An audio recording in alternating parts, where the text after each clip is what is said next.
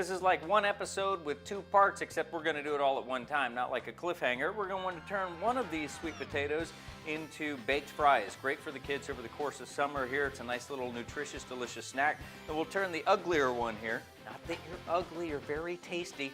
We're gonna turn this one into sweet potato rounds, a favorite here in the Culinary Nunnsense kitchen when it comes to a quick and delicious side dish. So let's get started. We're going to start with the French fries since they take a little bit more time.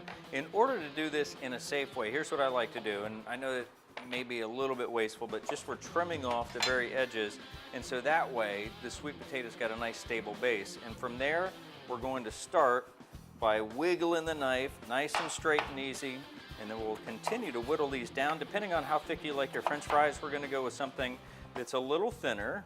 So we're going with about a 1/2 inch by 1/2 inch or so. And now we got ourselves some sweet potato French fries. But even if we were to bake them like that, they're going to be kind of bland, and they're also going to get mushy. So we need to give them something that's going to help crisp them up. And in that case, it's going to be some olive oil. And for seasoning, a little bit of chili powder and your favorite blackening mix. Your rub right over top. And now, toss to combine so they're all evenly coated with the flavorings. And I want to make sure they've got plenty of space in between so the heat gets to them.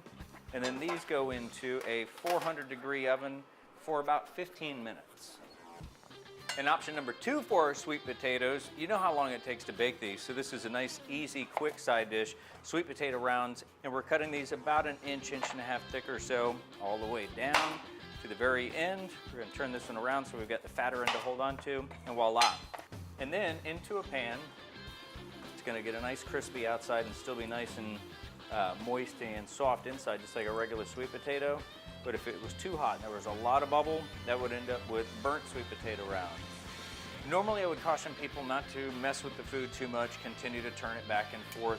But in this case, because there's a lot of sugar in sweet potatoes, they have a tendency to caramelize quickly or carbonize if you have too much heat.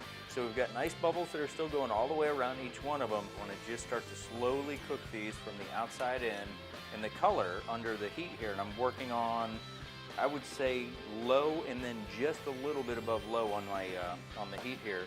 I'm going to rotate these a couple of different times. It lets them continue to cook through, and slowly our color is going to develop and give us a nice brown outside that's going to have that little bit of a crunch to it. Our sweet potato fries have been in for about 5 minutes. I just want to pull these out, give them a little bit of shake, let them go for, what do we got, about another 10 minutes or so. All right, time for another turn here. We got the color on the top. Let's see how the color on the bottom's coming along. Rotating, rotating. There you go. See where the color started to come around on that one there.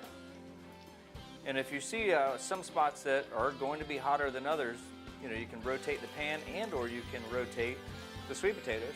And we'll let those go for a few more minutes until they're tender all the way through. And they come out fantastic. They're crunchy on the outside. They're soft and delicious on the inside. And number 2, and check this out. This is my favorite part. I told you they don't absorb the oil. There is about 3/4 of the oil that we put into it. So we started off with 2 tablespoons.